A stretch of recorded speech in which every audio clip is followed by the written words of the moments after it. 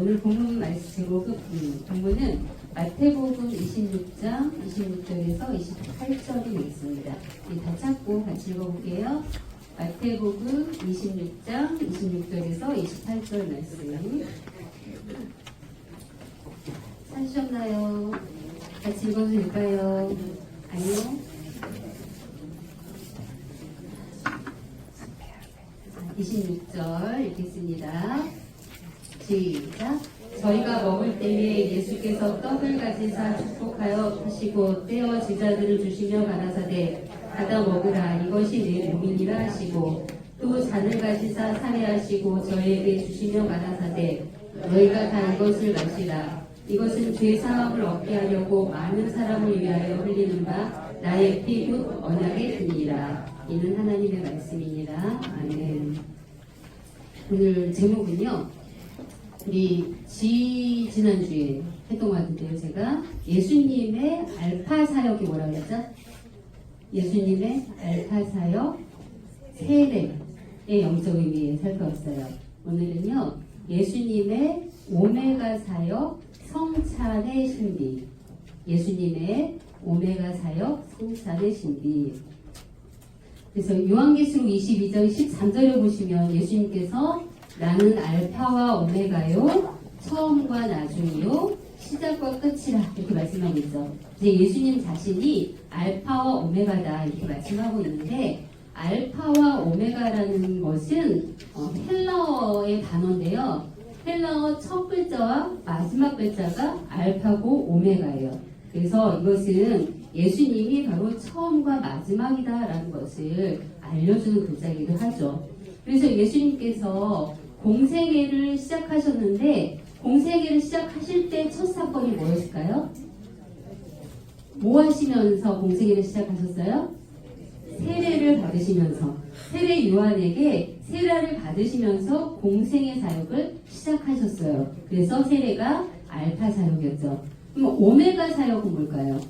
예수님의 오메가 사역은 뭐죠?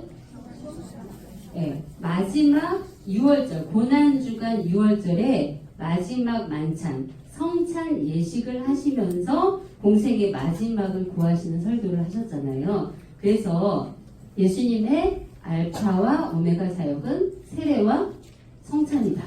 그래서 우리도 하나님의 아들로서 우리가 첫 신앙의 발을 내딛는 그 사건이 언제부터 시작되냐면 우리가 언제 하나님의 아들이 되는 거죠? 세례 받고 죄사함을 얻음으로. 그래서 우리가 한마디로 공생의 시작은 무엇이다? 우리도 세례로 시작됐다. 그럼 예수님의 마지막 사역이 오메가 사역이 성찬이라면 그것도 우리에게 어떤 의미가 있겠죠. 그래서 오늘은요 예수님의 마지막 오메가 사역인 성찬은 오늘날 우리에게 어떤 의미가 있는가 라는 것을 살펴볼게요. 자, 그러면 성찬이 있었던 그 시점은 언제 예수님께서 성찬을 행하셨죠? 성찬이식. 십자가 앞두고 게 어느 시점?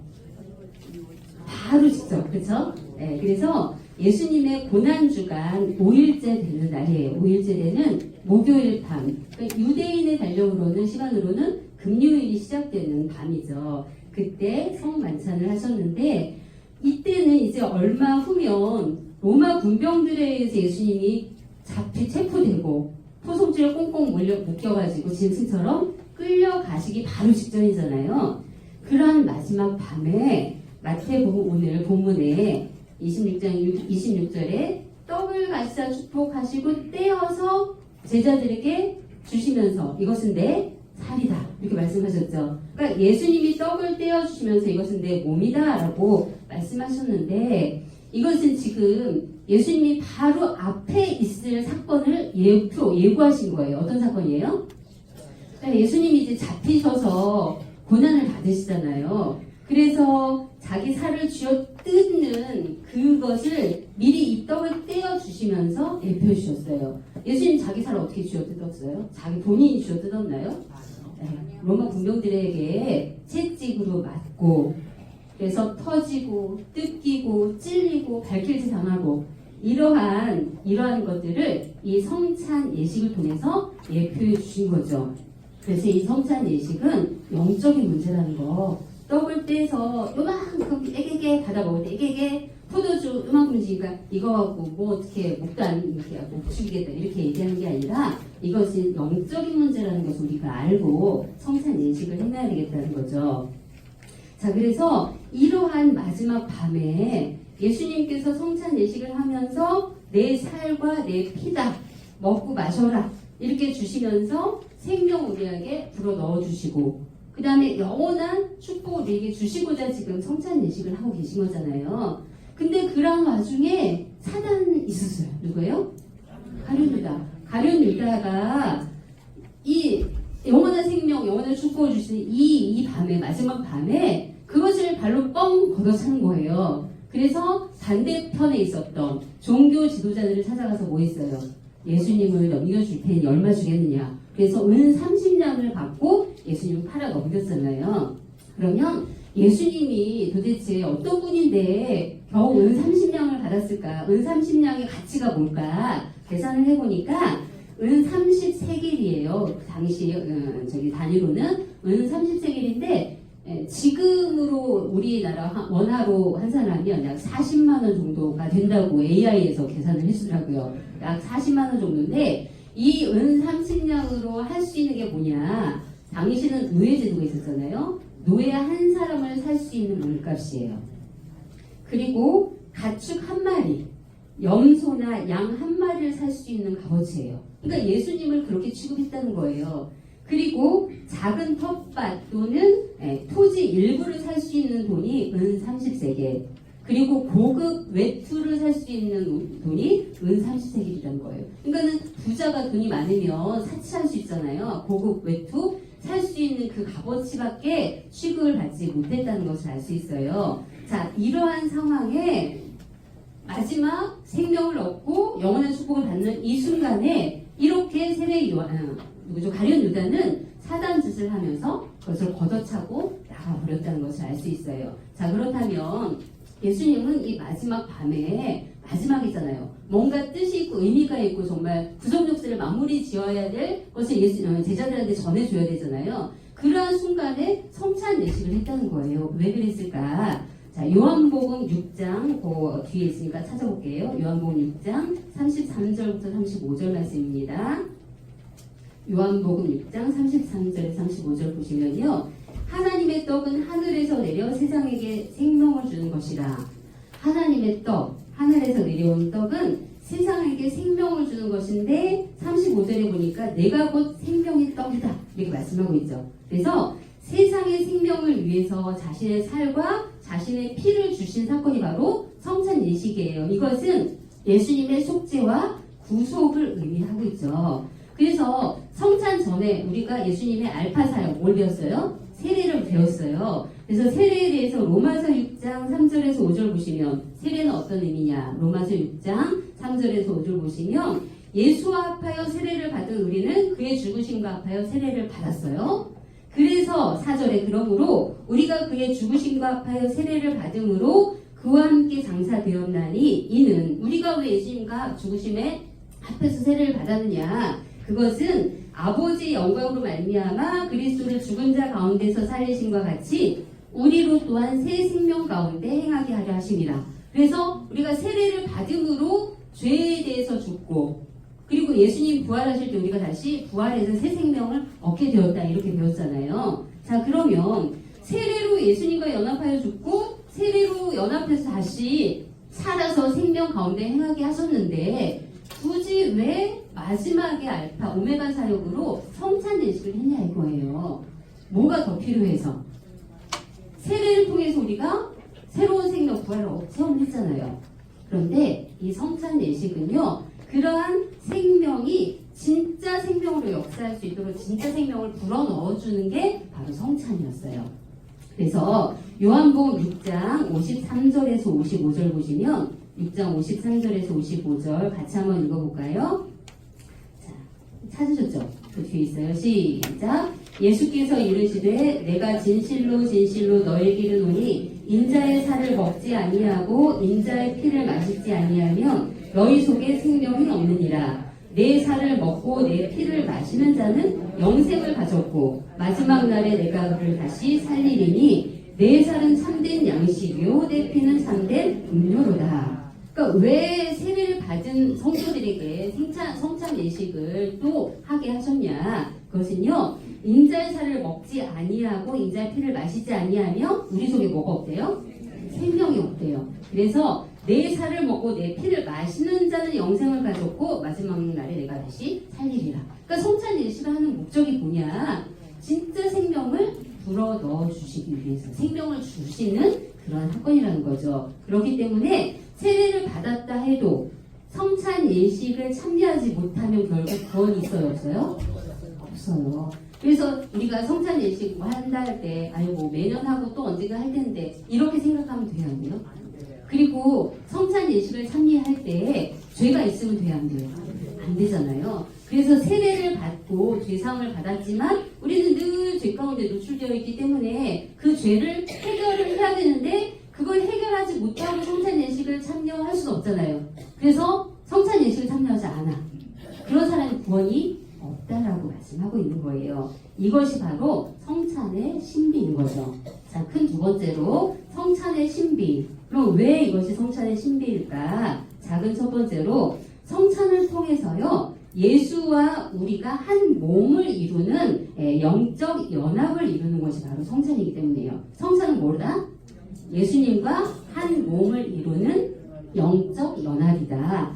요한복음 6장 56절 아까 읽은 그 뒤에요. 56절 보시면 내 살을 먹고 내 피를 마시는 자는 내 안에 거하고 나도 그 안에 거하리니. 그러니까 성찬 예식을 행하는 사람에게 예수님께서 내가 너 안에 거하고 너도 내 안에 거하는 거야. 이렇게 말씀하고 있죠. 바로 연합을 이루는 것을 말씀하고 있어요. 그래서 성찬을 먹는 순간에 예수님이 내 안에 들어와 계신 거고 내가 예수님 마음 속에 예수님 속에 들어가는 것이 바로 성찬 예식이라는 거죠. 그래서 작은 두 번째로 성찬은 음식, 떡과 포도주를 떼서 먹는 거잖아요. 바로 밥을 먹는, 음식을 먹는 식탁이에요, 식탁. 그래서 식탁이라는 것은 신앙 공동체에 거룩한 사랑의 교제가 이루어지는 곳이다. 식탁은 뭐라고요? 신앙 공동체. 신앙 공동체에 거룩한 사랑의 교제가 이루어지는 것이다. 그러니까 예수님과 내가 하나가 됐잖아요. 성찬을 통해서. 하나가 됐어요. 신앙 공동체를 이루었어요. 그 거룩한 사랑의 교제가 이루어지는 곳이 바로 식탁이라는 거죠. 그래서 식탁에서 뭐예요? 음식을 먹죠. 음식을 먹음으로 힘을 얻고 안 먹으면 어떻게 돼요? 힘도 빠지고 결국은 우리가 질병으로 병원에 계시는데 드시기만 하면 그래도 소생의 그런 기운이 보여요. 근데 아예 음식을 못 드신다. 그럼 고기를 끊었다. 그럼 어떻게 돼요? 네, 마지막을 기다리는 거잖아요. 죽잖아요. 그래서 식탁에서는 먹음으로 생명을 얻게 되는 거예요. 그런데 또 하나의 중요한 의미가 뭐냐? 바로 깊은 교제가 이루어지는 것이다. 성찬을 통해서 예수님이 내 안에 들어오고 내가 예수님 안에 들어가서 뭐 하는 거예요? 연합을, 깊은 교제, 연합을 이루는 것이다. 그래서 성도의 거룩한 교제가 무엇을 통해서 이루어질 수 있어요? 성찬을 통해서 이루어질 수 있다. 그러니까 성찬에 참여하지 않은 사람은 예수님과 거룩한 신앙 공동체, 사랑의 공동체를 이룰 수 없다라는 말씀인 거죠. 그래서 요한계시록 3장 20절 요한계시록 3장 20절에 보시면 볼지어다 내가 문 밖에 서서 두드리노니 누구든지 내 음성을 듣고 문을 열면 내가 그에게로 들어가 그로 더불어 먹고 그는 나로 더불어 먹으리라. 그러니까 성찬이 한마디로 뭐냐? 신앙 공동체 거룩한 사랑의 교제가 이루어지는데 문을 우리가 믿음으로 마음을 딱 열면 예수님이 들어오셔요. 들어와서 뭐 하는 거예요? 같이 먹고 마시는 교제가 이루어지는 거죠. 그래서 성찬은 예수님과 함께 나누는 생명의 교제라는 것을 우리는 기억해야 되겠습니다. 그래서 우리가 예수 믿기 전에는 죄인이었잖아요. 그러한 나 같은 죄인을 불러주셔서 세례를 통해서 회개케 하시고 구원을 주셨어요. 그래서 회개한 성도에게 당신의 살과 피를 먹여주시고 새 생명을 얻게 하시기 위해서 사랑의 생명의 식탁으로 불러주신 게 바로 잔치상에 불러주신 성찬 예식이라는 거죠. 그러니까 우리가 성찬 예식을 한다, 뭐 하는 거예요? 잔치집에 불러주셔서 우리 같이 먹고 마시는 즐거운 교제가 이루어지는 것이 바로 성찬이라는 거죠. 자, 그렇다면 큰 세 번째로 이러한 성찬의 신비, 성찬을 함께함으로 예수님과 연합을 이루고 예수님의 생명이 내 안에서 역사하는 그러한 성찬의 신비가 이루어졌다면, 그렇다면 성찬을 받은 우리는 이제 어떻게 살아야 할까요? 우리가 다다음 주에 성찬 예식을 하잖아요. 성찬 예식을 하기 전에 성찬이 무엇이라는 것을 우리가 지금 깨닫고 준비를 해요. 성찬 예식을 했어요. 성찬을 받았어요. 그 다음에 우리는 뭐 어떻게 살아야 되겠냐는 거죠. 그냥 성찬 예식 한번 했다, 이걸로 끝나요? 어떻게 살아야 되는지를 알아야 되겠죠. 자, 요한복음 6장 57절. 요한복음 6장 57절에 살아계신 아버지께서 나를 보내심에 내가 아버지로 인하여 사는 것 같이 나를 먹는 그 사람도 나로 인하여 살리라. 그러니까 아버지로 인해서 예수님이 산 것 같이 예수님을 우리가 먹음으로, 살과피를 먹었잖아요. 예수님을 먹은 거예요. 먹음으로 그 사람도 나를 인하여 살리라. 그러니까는 성찬 예식을 한 사람만이 생명 살 수 있다라고 말씀하고 있는 거예요. 그래서 성찬은 식탁이고 음식 먹는 거라고 했잖아요. 양식. 그래서 양식을 먹을 때 힘이 살아나죠. 힘이 생기죠. 그 힘을 얻는 목적은 뭐예요?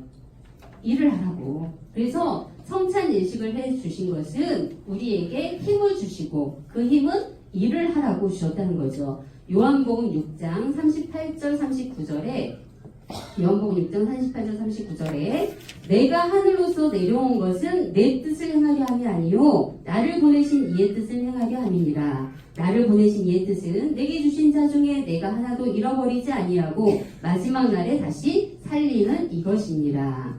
그러니까는 예수님께서는 성찬 예식을 행해 주셨는데, 그래서 떡과 포도주에게 당신으로 주셨어요. 당신의 살과 피를 주셨어요. 그것은 힘을 얻고 뭐 하라고? 일을 하라고. 그래서 예수님께서도 일을 하셨는데 그 일이 뭐냐?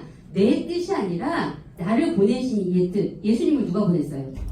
하나님 아버지가 보냈잖아요. 그러니까 예수님께서도 보내신 이의 뜻, 아버지의 일을 하기 위해서 오셨다는 거예요. 그러니까 예수님께서 이 땅에 사시면서 사는 목적이 너무나 분명했다는 거죠. 그 사는 목적이 뭐냐? 요한복음 4장 34절.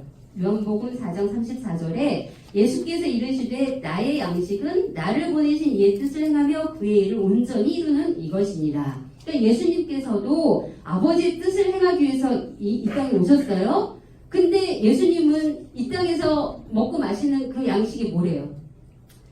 물질적인 양식이 아니라 아버지의 뜻을 행하고 온전히 이루는 것이 예수님의 양식이었다. 그러니까 예수님께서는 사는 목적이 너무나 분명하셨다는 것을 알 수 있죠. 그래서 우리가 성찬을 받는 것도 뭐 하기 위해서다? 일하기 위해서다. 어떤 일? 하나님의 뜻을 행하는 일. 그래서 우리가 다다음 주에 이제 부활주일 때 성찬 예식을 할 텐데, 성찬 예식을 하기에 합당한 그런 준비를 해서 받아야 하고, 성찬을 받은 이후에는 어떤 삶을 살아야 된다? 하나님의 뜻을 행하는 삶을 살아야 되겠다. 자, 그렇다면 우리가 하나님의 뜻을 행한다라고 할 때 말씀대로 사는 거잖아요. 자, 말씀이 세 종류가 있어요. 성경 하나님의 말씀이죠. 성경은 기록된 말씀이에요.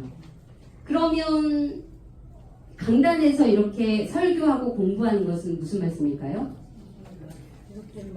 선포된 말씀. 성경이 기록된 말씀이라면 이 성경 말씀을 설교하잖아요. 네, 선포된 말씀이에요.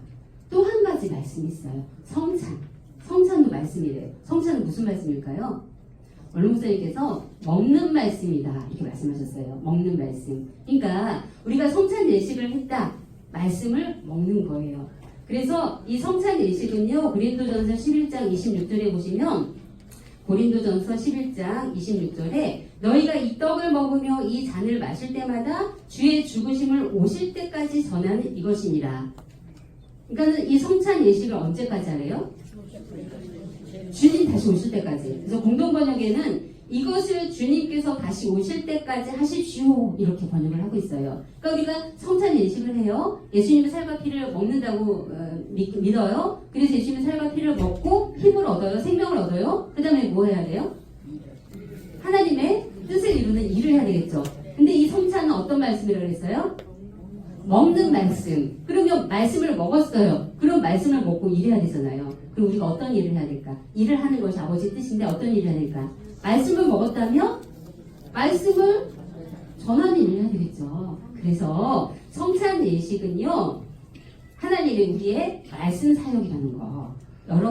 저나 여러분의 말씀 사역이 바로 성찬 예식이라는 것을 기억하시기 바랍니다. 그래서 교회가 있는 곳에는 세례와 성찬이 반드시 있어야 되고요. 세례와 성찬을 받을 수 있는 자만이 진짜 성도라고 인정하신대요.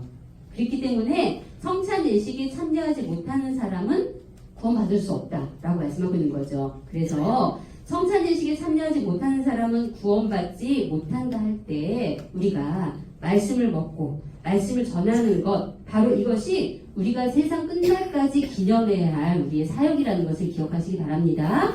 그래서 우리에게 예수님께서 마지막 오메가 사역으로 성찬 예식을 베풀어 주신 것은 우리가 말씀 사역을 하라고, 그래서 말씀을 먹고 말씀을 전하는 그런 알파 사역에 우리의 마지막 생명을 걸고 충성하는 우리 권사회가 되기를 간절히 소원합니다. 기도하겠습니다. 참 좋으신 살아계신 아버지 감사합니다.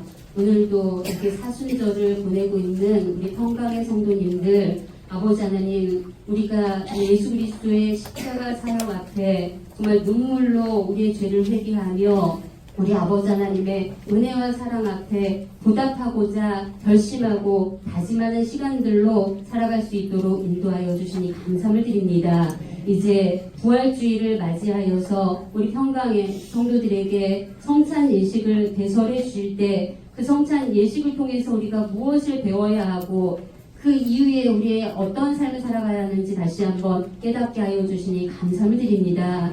예수님의 살과 피를 떼어서 찢기고 터지고 정말 고난 가운데 먹여주신 그 생명을 받아 먹었사오니 이제 말씀 사역 앞에 집중할 수 있도록 인도하여 주셔서 우리의 오메가 사역, 말씀을 먹고 말씀을 전하는 사역에 전심전력할 수 있는 우리 평강의 권사회가 될 수 있도록 축복하여 주시옵소서. 반드시 말씀의 뜻대로 충성할 때 열매 맺는 삶이 될 줄 믿사오며 사랑과 은혜가 충만하신 예수님의 이름으로 감사 기도 올려옵나이다. 아멘.